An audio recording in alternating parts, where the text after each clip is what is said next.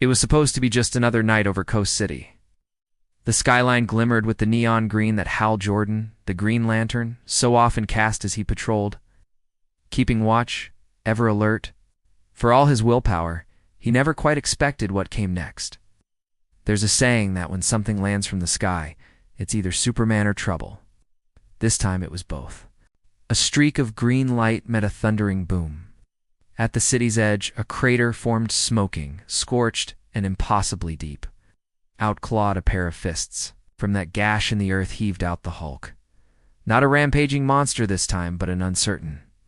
Bruised scientist Bruce, Banner caught mid-transformation, the last traces of wrong place, wrong portal, shimmering behind him. Hal approached cautiously, constructs at the ready. He'd faced intergalactic threats, universe-ending tyrants, paradoxes that made his head hurt, but rarely something so primal.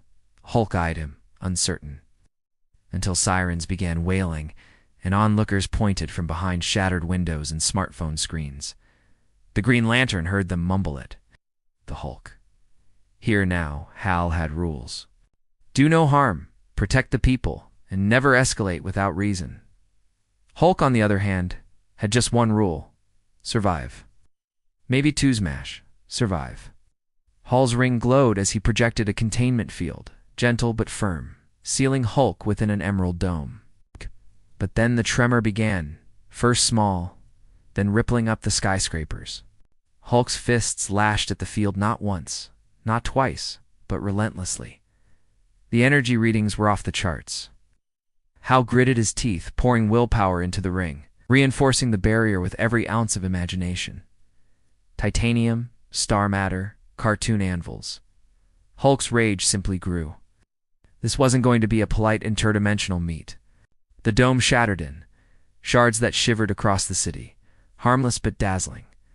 Hulk lunged, and Hal barely redirected him with a construct to catch his momentum. They soared, locked in a jagged orbit above the city. Each time Hal tried logic bridges, nets, calming mantras, the Hulk's response was the same. Break free, smash harder. But Hal wasn't just any hero. He remembered the words of his trainers. Use the environment. Think outside the ring. So, when Hulk rampaged, Hal led, away from the crowds, out over the bay, dazzling the night in streaks of green. He conjured labyrinthine mazes, fractal puzzles in the sky, each one only slowing Hulk for moments.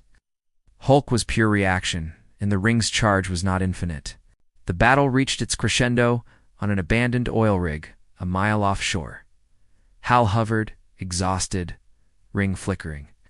Hulk, breathing heavily, eyed him across twisted metal catwalks. For a moment, both stopped. Even monsters can feel confusion, and even will breaks under relentless force. Hal's voice rang aloud. Bruce, listen to me.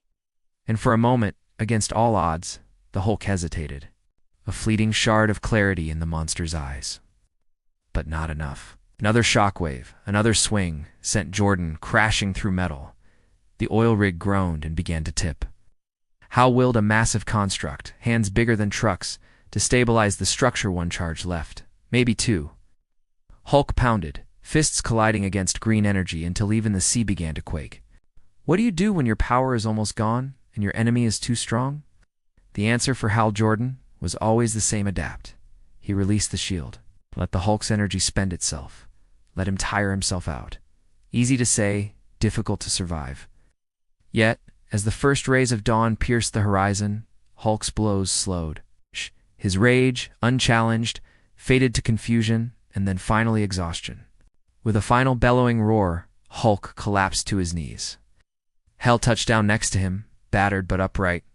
The ring whispered, 1% charge remaining. He said nothing. No lectures, no threats. Instead, he extended a hand. For a peculiar, rumbling moment, Hulk looked at it. The city was safe, the rig still above water, and the sun was rising. In the silence, Bruce Banner came back, trembling. Hal Jordan didn't say "I told you so." He didn't have to. The Hulk was gone. The city was safe this time. The ring flickered, then faded. Coast City would never know how close it came to destruction, or the strange truce that dawned that morning. beneath the fractured green of a hero's fading light and the rumble of a giant who, for once, had nothing left to smash. Sometimes, the greatest strength isn't to fight back, but to endure until rage gives way to reason. In the end, two giants stood atop the ruins and both, in their own ways, won.